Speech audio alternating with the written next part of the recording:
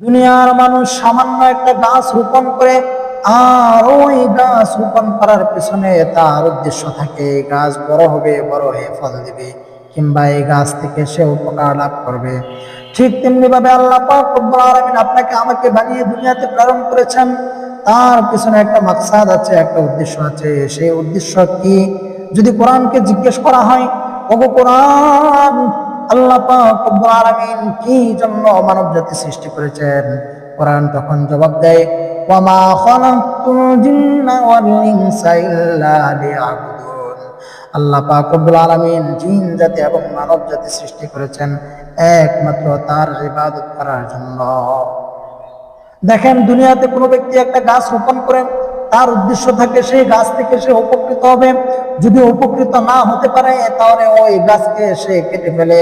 ঠিক তেমনি ভাবে আল্লাহ পাক রব্বুল আলামিনও আপনাকে আমাকে বানিয়েছেন তার ইবাদত করার জন্য।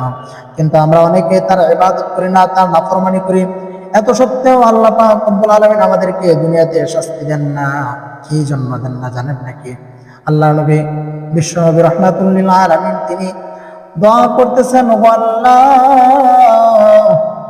আমার উম্মতরা যদি দুনিয়াতে কোনো নাফরমানি করে, কোনো গুনার কাজ করে, তাদেরকে দুনিয়াতে তুমি শাস্তি দিও না। আল্লাহ পাক রব্বুল আলামিন এই দোয়ার উসিলায় আপনাকে আমাকে দুনিয়াতে কোনো শাস্তি দিতেছেন না। অতএব ভাইয়েরা আমার, জেনে রাখেন, মনে রাখেন, দুনিয়ার বুকে আপনার উপর নামাজ ফরজ ছিল, রোজা ফরজ ছিল, আপনি আদায় করেন নাই। এটার জবাব কাল কিয়ামতের ময়দানে আল্লাহ পাক রব্বুল আলামিনের কাছে দিতে হবে।